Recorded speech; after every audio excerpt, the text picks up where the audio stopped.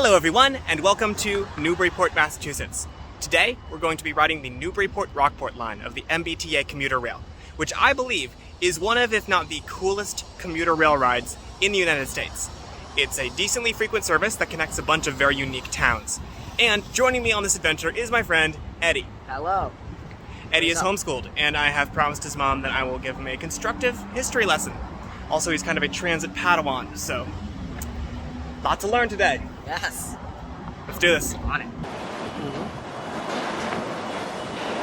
Newburyport, Massachusetts has a population of about 18,000 people and is situated along the Merrimack River. It features numerous antique shops and restaurants, a walkable downtown, and a marina, and is close to Plum Island and Salisbury Beach, the latter of which is accessible by MVRTA bus. But this didn't actually used to be the terminus of the Newburyport-Rockport Line. It used to be a much longer line that would go all the way to Portsmouth, New Hampshire. This bridge would carry the Boston and Maine trains that were coming up from Boston all the way up to Portsmouth. However, in the 60s, they truncated the line back to, I believe, Hamilton. And when they brought the service back to Newburyport, there's a cat. Anyways, when they brought the service back to Newburyport more recently, they had to build a station about a mile south of downtown. We're currently near the site of the original Newburyport station, but now it is a rail trail. The train leaves at 9:54. Google Maps says we'll get to the station at 9:54. So, Okay, go. Okay. Great beginning to a great transit adventure. Am I right? Hey, Eddy, look, it's our train. Oh, no way, no. Also, I just noticed on the sign, right above Eddy's head, that this is part of the East Coast Greenway, which is an effort to build a bike trail that will go all the way from Maine to Florida. So, Eddy, as you can see behind you, this is the route of the Newburyport-Rockport Line. Starts at North Station, goes up to Beverly. That's where it splits. The Rockport Line goes along the coast. The Newburyport Line kind of goes more up and inland. But both of them end up serving plenty of wonderful little beach towns and larger communities like Beverly and Salem. And today, and today, and today, and today. Alright. Show what I can do is better. And today, we will be riding the entire system, stopping at interesting towns and cities along the way. Do you just want to, take over this channel at this point? Yes, mutiny!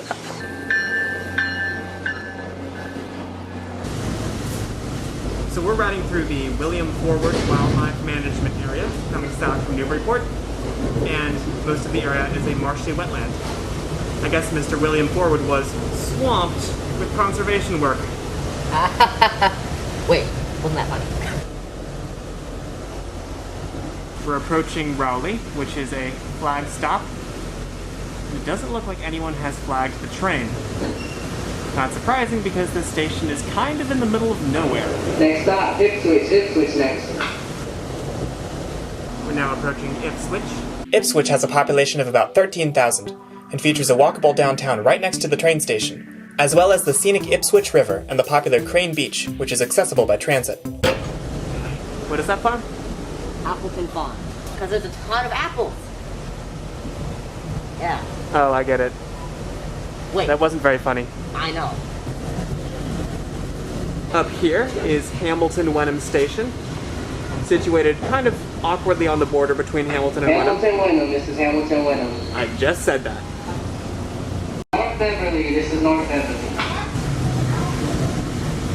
There's Nick's famous roast beef, which is famous, apparently. Not really. The most known is Zeno's. So we're stuck outside of Beverly because there's something wrong with the switch, and they said we're going to be here a while. Also known as 20 minutes.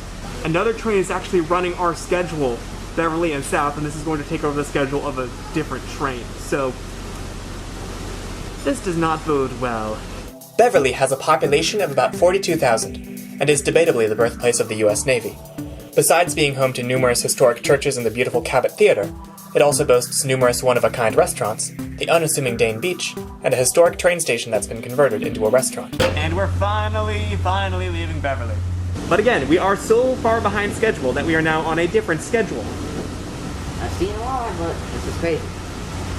Call me maybe. You have not seen a lot. You're 13. As we cross the Danvers River into Salem, please consider subscribing and checking out my Patreon in the description below. Salem is home to 44,000 people. It's well known for its role in the infamous colonial witch trials, but it also has a beautiful waterfront and a pedestrian mall that's well worth a visit. It's also the only city where I've ever totaled a car. Now, as we pull out of Salem Station, we're going to be going in a tunnel underneath the city of Salem. You ready? Yeah.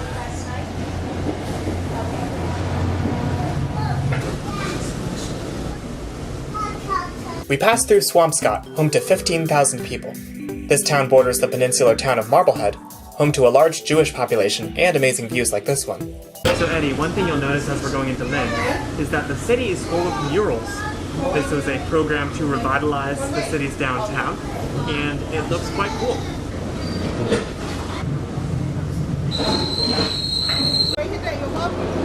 So now we're here at Lynn Station.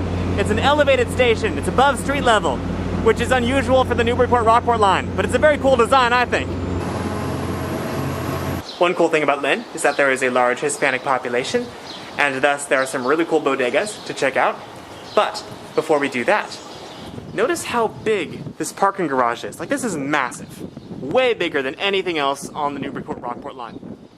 Why would you imagine they built just a massive, massive parking garage for not even the most popular station on the route?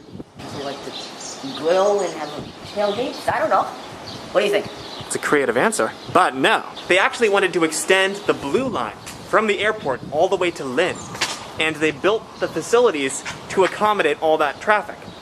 And then they never did. Lynn has 100,000 residents, making it the largest city served by the Newburyport-Rockport Line outside of Boston. Besides its many murals, it's also home to a campus of North Shore Community College, and a causeway links it to the rural-feeling peninsular town of Nahant, which is well worth a bike ride from the train station. So Eddie is trying horchata for the first time. First impression? That's great. So we discovered something about this bench. It's not entirely fastened to the platform, like so.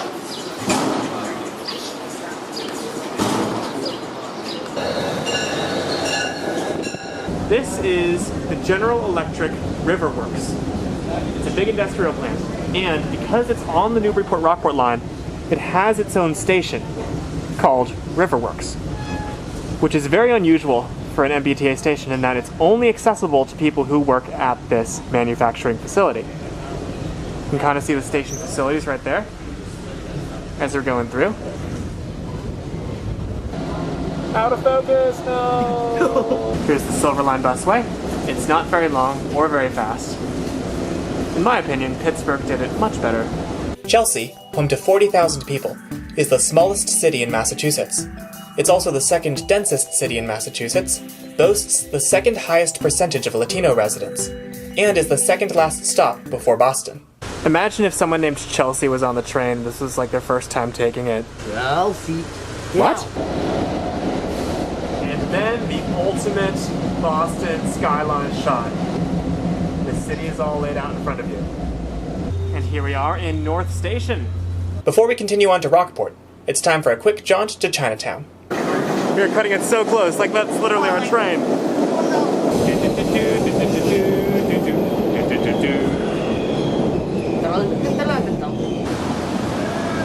So we were on our way to North Station, but then I spotted mangosteens. Have not had these since I was in China. So of course we have to get some. Oh my gosh. Okay. Got it. So the inside, the white pieces, are like cloves of garlic. Oh! I think we're the last people to get on the train, given the lack of people behind us. Hold up, what? I think we're stopping at Riverworks. Riverworks is so sus. One person on, one person off, and away we go. I love how this is such a bare bones station and still has the LED signage that all the other stations do.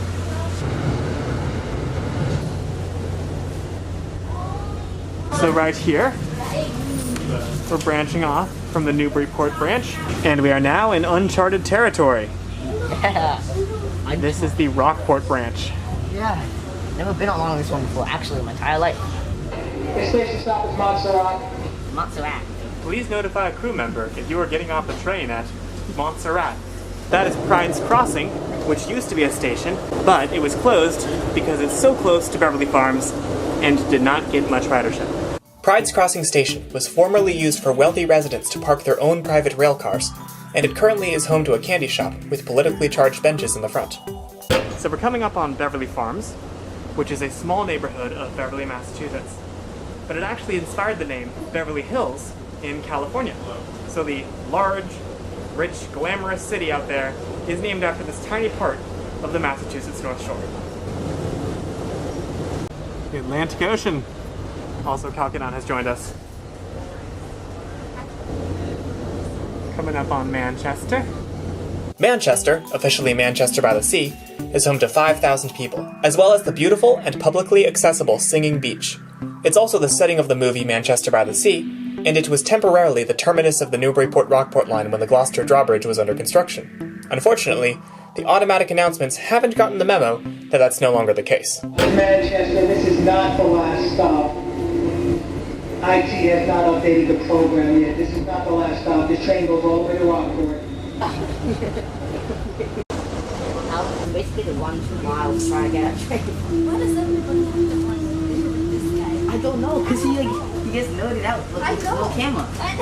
So we're coming up on the Gloucester drawbridge, which has been closed for a couple years for a complete rebuild, and now it's partially open, although it's only single tracking.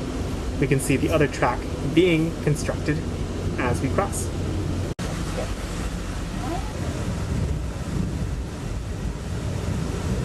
Coming into Gloucester. Gloucester has a population of 29,000 and is the largest town on Cape Ann. It bills itself as America's oldest seaport and boasts beautiful churches, an active fishing harbor, and amazing beaches and oceanfront hikes. As we leave Gloucester and head for Rockport, it's worth reflecting on what makes the Newburyport-Rockport Line so unique. Each stop on the line has a very distinct sense of place, with its own unique features that are worth exploring. But despite each town or city's individuality, frequent diesel commuter trains string them all together, usually stopping within walking distance of their coolest destinations. This line is absolutely worth a ride, and I strongly recommend taking a bike.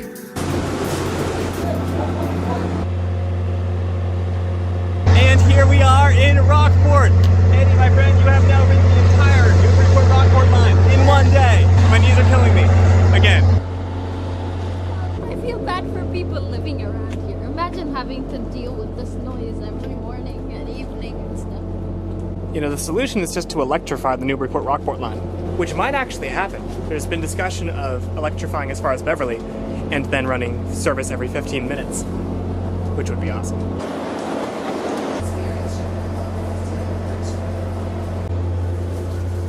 Rockport has a population of just under 7,000 and is small, dense, and walkable.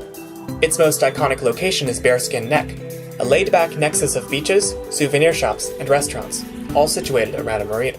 And here we are at Bearskin Neck, at what could be said to be the end of Rockport. Thanks to the Newburyport-Rockport Line, we've gone all the way from the similar oceanic town of Newburyport, down through Beverly, and Salem, Lynn, Chelsea, and Boston, and back out to here. This train is incredible. It goes so many cool places. We've seen them all, and now Eddy's going to have his first ever clam chowder because somehow he's managed to grow up in Massachusetts and never eat it. That's great.